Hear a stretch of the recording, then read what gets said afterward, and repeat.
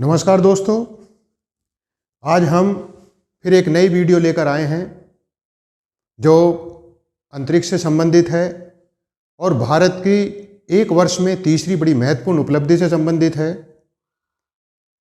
वो है एक्सपोसैट।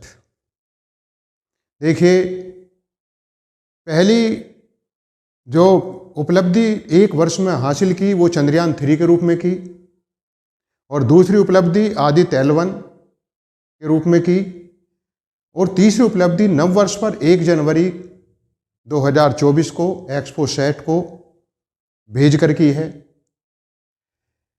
देखिए, एक्सपोसैट को भेजने में भारत ने विश्व में ऐसा दूसरा स्थान हासिल कर लिया है कि जो मिशन न्यूट्रॉन स्टार और ब्लैक होल के अन्वेषण के लिए भेजा गया है।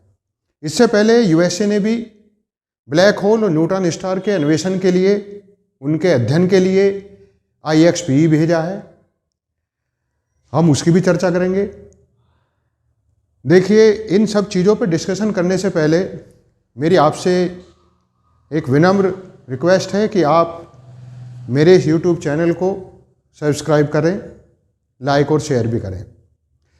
अब हम चलते हैं कि जैसे कि मैंने अभी बताया कि एक्सपोसैट 1 जनवरी 2024 को भेजा गया और इसकी फुल फॉर्म है एक्स-रे पोलैरिमीटर सैटेलाइट। ये इसका ऐसा ही अमेरिका ने जो भेजा था उसकी फुल फॉर्म है imaging X-ray polarimeter exploration IXPE। दोनों में खर्चे में भी डिफरेंस है। जहां भारत ने अपना एक्सपोसैट पे खर्चा हुआ है $30 मिलियन का, वहीं यूएसए के IXPE पर खर्चा हुआ था $180 मिलियन का। IXPE की लाइफ ड्यूरेशन जो है 2 वर्ष की है और एक्सपोसैट की लाइफ ड्यूरेशन 5 वर्ष की है। दूसरी बात यह कि दोनों भेजे गए हैं एक ही उद्देश्य के लिए, इसलिए भारत दुनिया में अपनी एस्ट्रोनॉमिकल लेबोरेटरी भेजने वाला दुनिया का ऐसा दूसरा स्थान बन गया है। पहले स्थान पर अमेरिका है। भारत ने जो एक्सपोसैट भेजा है वो PSLV के माध्यम से भेजा है, पोलर सैटेलाइट लॉन्च व्हीकल के द्वारा। ये PSLV की 60वीं उड़ान थी और इसे पृथ्वी की लोअर ऑर्बिट में स्थापित किया गया है, क्योंकि पोलर सैटेलाइट जिस डिस्टेंस पर छोड़े जाते हैं अर्थ सरफेस से वो 500 किलोमीटर से 800 किलोमीटर के बीच होता है और इसे 600 किलोमीटर के ऊपर 600 किलोमीटर की ऑर्बिट में इसे छोड़ा गया है। इसका वजन 469 किलोग्राम है और इसका मुख्य उद्देश्य छोड़ने का ये है कि जैसे कि अभी मैंने आपको बताया कि ब्लैक होल और न्यूट्रॉन स्टार की अध्ययन करना है और खासकर ब्लैक होल और न्यूट्रॉन स्टार की उन प्रॉपर्टी का अध्ययन करना है जिसके अंतर्गत आती हैं इंटेंसिटी और मैग्नेटिक फील्ड, जो वहाँ का चुंबकीय क्षेत्र की तीव्रता कितनी है या इतना तीव्र चुंबकीय क्षेत्र क्यों है, एक ग्रेविटेशनल वेव गुरुत्वीय तरंगों का अध्ययन करना है। उसके साथ साथ हम हर पॉइंट पर देखेंगे क्या क्वेश्चन बन सकता है संघ लोक सेवा आयोग, लोक सेवा आयोग के लिए SSC के मतलब से क्या क्वेश्चन तैयार हो सकते हैं, उस पर भी हम चर्चा करेंगे। और हम ये भी देखेंगे कि ब्लैक होल और न्यूट्रॉन स्टार क्या हैं, ये कैसे बनते हैं, और पोलर सैटेलाइट, जियोसिंक्रोनस और जियो स्टेशनरी सैटेलाइट क्या हैं, ये कैसे चक्कर लगाते हैं, इनकी क्या मुख्य कैरेक्टरिस्टिक्स हैं, इन पे भी हम स्टडी करेंगे। अब हम न्यूट्रॉन और ब्लैक होल किस प्रकार जन्म लेते हैं उस पर चर्चा करते हैं।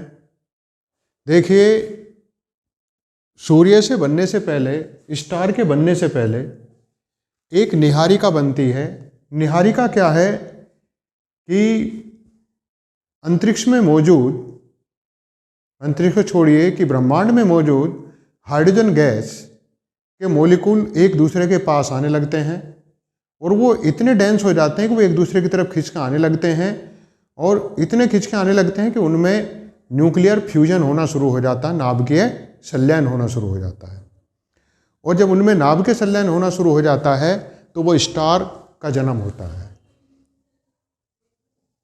क्योंकि तारों पर अधिकांश एनर्जी जो न्यूक्लियर फ्यूजन के कारण ही उत्पन्न होती है, नाभ के संलयन, जिसमें दो न्यूक्लियस आपस में जुड़ जाते हैं और विशाल एनर्जी निकालते हैं। तो इस तरह से नीहारिका से क्या बनते हैं, कुछ ऐसे तारे होते हैं जिनका साइज हमारे सूर्य के समान होता है, कुछ सूर्य से बड़े होते हैं अर्थात 1.44 से 3 गुना अधिक, और कुछ ऐसे होते हैं जिनका द्रव्यमान सूर्य के 3 गुना से भी अधिक द्रव्यमान वाले होते हैं। तो उन्हें तो हमारा सूर्य जैसे हमने बता दिया, दूसरा उन्हें क्या है, ये मैंने 3 तरह के बता दिए हैं। अब क्या है, मैं आपको थोड़ा चंद्रशेखर लिमिट के बारे में बता दूं कि चंद्रशेखर लिमिट में ये बताया गया था कि जिन तारों का मास सूर्य के मास से 1.44 गुना से अधिक है, यानी 1.44 गुना या उससे अधिक है, तो वो तारे जब समाप्त होंगे तो अपने अंतिम समय में जब उनकी मृत्यु हो जाएगी तो वो किस में कन्वर्ट हो जाएंगे, या तो न्यूट्रॉन तारा या ब्लैक होल में। अब इसका मतलब यह है कि हमारा सूर्य कभी भी ब्लैक होल या न्यूट्रॉन तारा नहीं बनेगा, वो किस में कन्वर्ट हो रहा है लास्ट में जाके, ब्लैक ड्वार्फ में, श्वेत वामन तारे में। तो पहले हम अपने सूर्य की बात कर लेते हैं कि जब सूर्य अपने अंतिम समय में पहुंचेगा, जब उसका अंत हो जाएगा, तो वो किस में कन्वर्ट होगा। देखिए नीहारिका से, नेबुला से क्या बना, सूर्य का जब ईंधन समाप्त हो जाएगा, मतलब हाइड्रोजन ईंधन समाप्त हो जाएगा, तो फिर जो हाइड्रोजन के जो संलयन से हीलियम बनी थी वो हीलियम ईंधन के रूप में काम करने लगेगी, परंतु उसका साइज बड़ा होता चला जाएगा। जब उसका साइज बड़ा होता चला जाएगा तो उसको बोलते हैं रेड जिएंट, लाल दानव। हाइड्रोजन की समाप्ति हो जाएगी, ईंधन के रूप में हीलियम का इस्तेमाल होना शुरू हो जाएगा। उसके बाद क्या होगा कि जब हीलियम भी समाप्त हो जाएगी तो वो किस में कन्वर्ट हो जाएगा। और हाँ, एक और है, इसका साइज इतना बड़ा हो जाएगा, लगभग हमारी पृथ्वी और मंगल ग्रह, यहाँ तक कि बृहस्पति ग्रह भी इसके अंदर समा जाएंगे। तो उसके बाद क्या है कि ये किस में कन्वर्ट हो जाएगा, ग्रहीय नीहारिका में।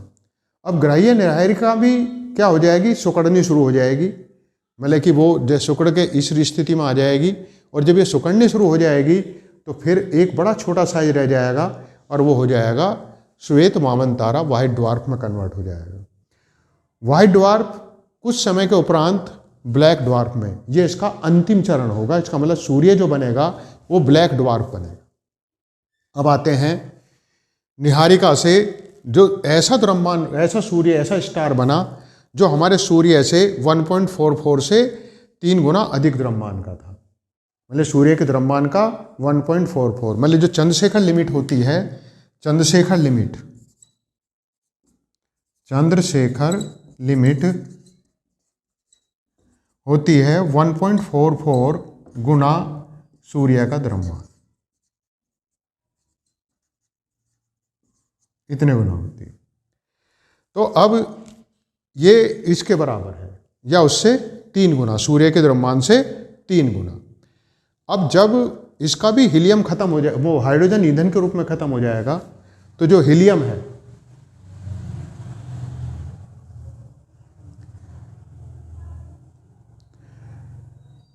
जब इसका भी ईंधन हाइड्रोजन के रूप में खत्म हो जाएगा तो इसका भी हीलियम जो है ईंधन के रूप में इस्तेमाल होगा, तब ये विशाल साइज का लाल महादानव बन जाएगा।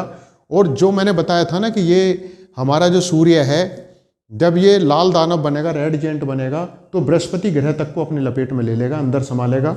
और ये तो इतना बड़ा बनेगा, इसका साइज इतना बड़ा होगा कि हमारा पूरा सौरमंडल इसके अंदर समा जाएगा, हमारा जो पूरा सोलर सिस्टम है। अब उसके बाद क्या होगा, ये किस में कन्वर्ट हो जाएगा, सुपरनोवा, मतलब सिकुड़ना शुरू हो जाएगा, और सिकुड़ कर क्या बन जाएगा, सुपरनोवा बन जाएगा ये। उसके बाद जब ये सुपरनोवा के रूप में आ जाएगा तो इसमें एक विशेष चमक पैदा हो जाएगी, क्योंकि जब ये सिकुड़ेगा तो इतनी एनर्जी पैदा हो जाएगी कि इसकी चमक के सामने आकाश गंगा की चमक भी फेल हो जाएगी। ये इतना चमकीला हो जाता है। और उसके बाद सुपरनोवा के बाद, सुपरनोवा में ब्लास्ट हो जाएगा, ये काफ़ी बड़ा हिस्सा इसका निकल जाएगा और जो शेष इसका सेंटर बचेगा, केंद्र बचेगा, वो सिकुड़ कर किस में कन्वर्ट हो जाएगा, न्यूट्रॉन तारे में। और इसका जो डायमीटर होगा वो 12 से 25 मील के करीब होगा, लगभग 25 से 50 किलोमीटर के करीब। और ये लगाइए कि ये इतना डेंस होगा कि इसकी एक चम्मच, यदि हमने इसकी एक चम्मच भी, हमने इसकी सामग्री ले ली, एक चम्मच भी इसे एक चम्मच पर रख लिया, तो उसमें जो उसकी डेंसिटी होगी 900 बिलियन किलोग्राम होगी। मतलब कि हमारे पृथ्वी के माउंटेन एवरेस्ट से भी ज़्यादा होगी। एक और बड़ी बात है, इसकी ग्रेविटेशनल फोर्स जो है, गुरुत्वाकर्षण बल, मतलब इसका जो ग्रेविटेशनल फोर्स है वो पृथ्वी से लगभग 1000 अरब गुना ज़्यादा होगा। अब जब इतने गुना ज़्यादा होगा तो निश्चित बात है यह सबसे समतल होगा। अगर इस पर कहीं पहाड़ मिलेगा भी, माउंटेन मिलेगा भी, तो वो 1 इंच से ज़्यादा ऊंचा नहीं होगा, क्योंकि इसका ग्रेविटेशन इतना फोर्स है कि वो सबको खींच कर रखेगा। ये समझिए, अगर माउंटेन एवरेस्ट वहाँ पहुँच जाए तो माउंटेन एवरेस्ट की ऊंचाई, इस पर न्यूट्रॉन तारे पर इतना ग्रेविटेशनल फोर्स है कि उसे इतना कंप्रेस कर देगा खींचकर, अपने सेंटर, हर एक चीज़ अपने सेंटर की तरफ खींचेगा, तो उसे इतना छोटा कर देगा कि उसकी ऊंचाई 1 इंच से भी कम रह जाएगी। इतनी ग्रेविटेशनल फोर्स होगी इसकी जो, और इसकी मैग्नेटिक पावर भी बहुत हाई हो जाती है। इन्हीं चीज़ों की तो स्टडी करेगा एक्सपोसैट कि कितनी ग्रेविटेशनल है होता है। और कुछ न्यूट्रॉन तारे, वैसे न्यूट्रॉन तारे 2 प्रकार के होते हैं, एक पल्सर भी कहलाता है। पल्सर में और न्यूट्रॉन तारे में सिर्फ एक ही डिफरेंस होता है। पल्सर में क्या होता है कि जैसे पल्सर है न्यूट्रॉन तारा, इसमें क्या होती है, एक मैग्नेटिक अक्ष होती है, मैग्नेटिक अक्ष, चुंबकीय अक्ष। तो वो जैसे हमने मान लिया कि जैसे पृथ्वी की भी एक मैग्नेटिक अक्ष है, ऐसी हर इसकी न्यूट्रॉन तारे की मैग्नेटिक अक्ष है। जैसे हमने मान लिया कि इसकी मैग्नेटिक एक्सिस है।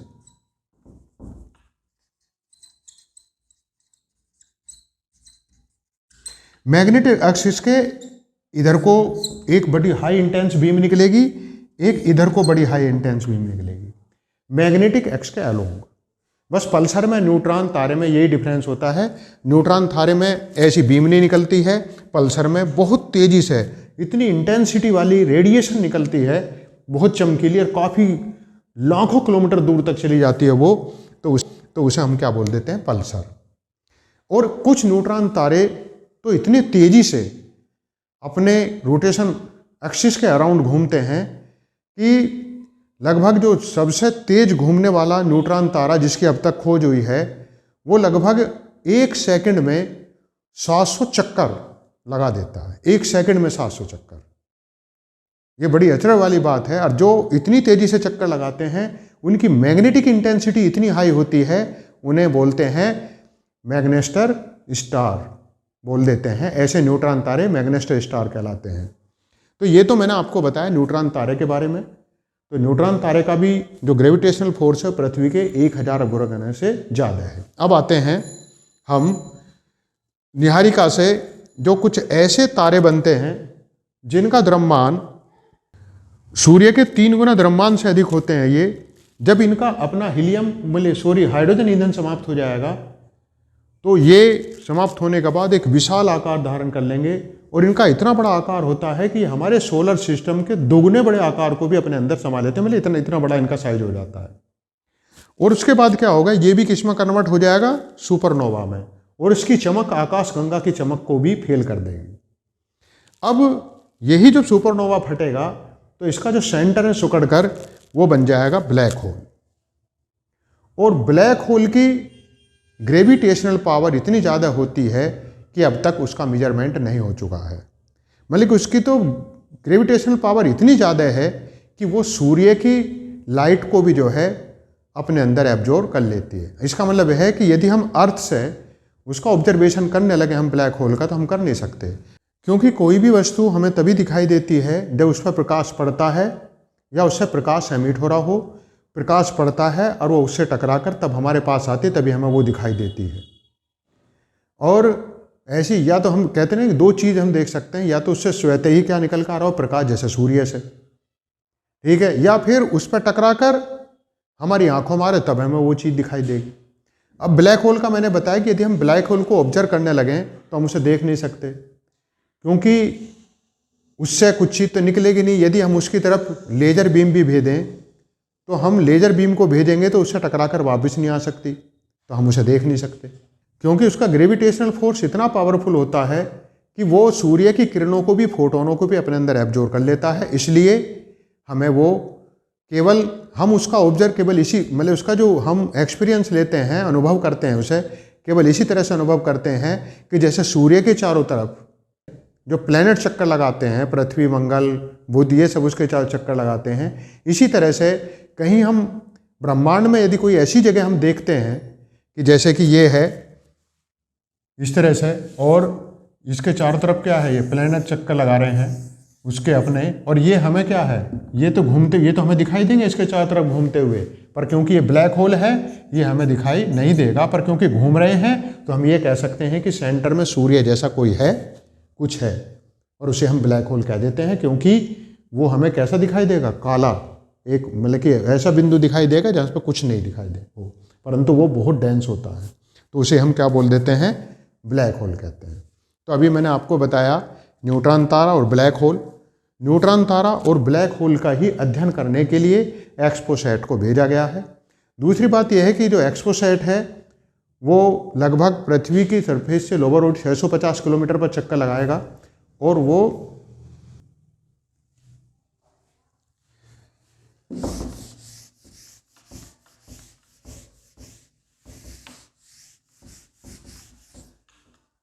650 किलोमीटर पर चक्कर लगाएगा। जैसे कि आप ये सोच लीजिए कि ये अर्थ है और ये अर्थ का रोटेशनल एक्स है, घूर्णन अक्ष, और ये इसकी इक्वेटर लाइन है, मतलब कि इक्वेटर ऐसा होगा, और ये जो हमारा जो 650, यहाँ से 650 किलोमीटर के डिस्टेंस पर, कितना, 650 किलोमीटर, हमारा जो ये कहलाता है नॉर्थ पोल, और ये कहलाएगा साउथ पोल। जो चक्कर लगाएगा वो लगभग ऐसा चक्कर लगाएगा, मतलब कि पोलर सैटेलाइट है, और 650 किलोमीटर की डिस्टेंस पर लगाएगा। ये डिस्टेंस कितनी होगी, 650 किलोमीटर। तो ये हमारा पोलर सैटेलाइट है, लगाएगा। ज़्यादातर हमारी जितने भी पोलर सैटेलाइट होते हैं वो रिमोट सेंसिंग का काम करते हैं, वो एनवायर वेदरिंग के बारे में बताते हैं, और इन सब चीज़ों के बारे में, मतलब कि हमारे समुद्रों का अध्ययन करने के बारे में बताते हैं, मिनरल्स के बारे में बताते हैं। तो ये पोलर सैटेलाइट है। तो हमारा एक्सपोसैट भी एक पोलर सैटेलाइट है जो 650 किलोमीटर की ऊंचाई पर छोड़ा गया है। अब जैसे कि हमने बताया कि कुछ ऐसे सैटेलाइट होते हैं जो छोड़े जाते हैं, वो छोड़े जाते हैं इक्वेटोरियल लाइन के अलोंग। वो इस तरह छोड़े जाते हैं। ये दो तरह के होते हैं, जियो सिंक्रोनस और जियो स्टेशनरी।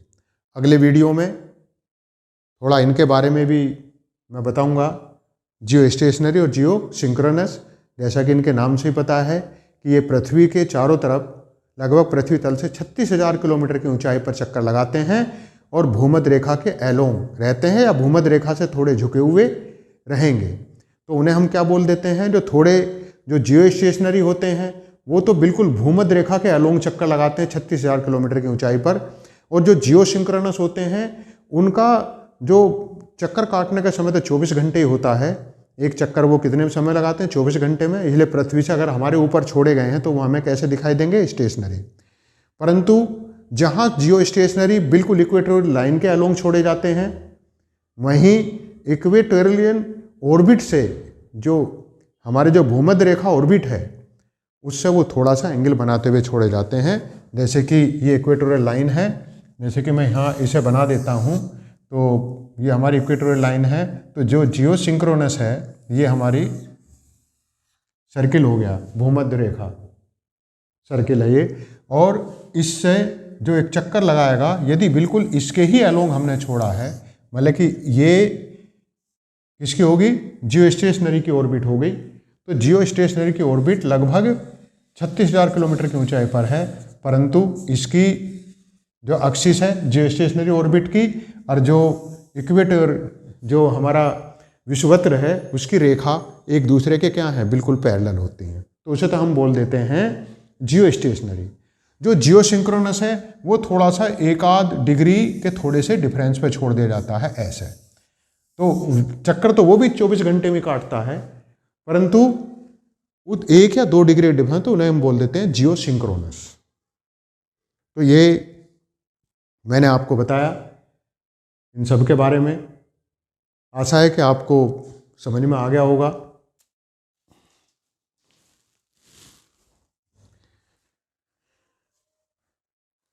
देखिए, ये इस टॉपिक से संबंधित प्रश्न हो गए हैं, और कुछ प्रश्न मैं अपने YouTube चैनल के डिस्क्रिप्शन बॉक्स में भी डालूंगा, आप वहाँ से भी इसे प्राप्त कर सकते हैं। और एक बार फिर रिक्वेस्ट है, आप चैनल को सब्सक्राइब जरूर करें, लाइक और शेयर भी करें। धन्यवाद।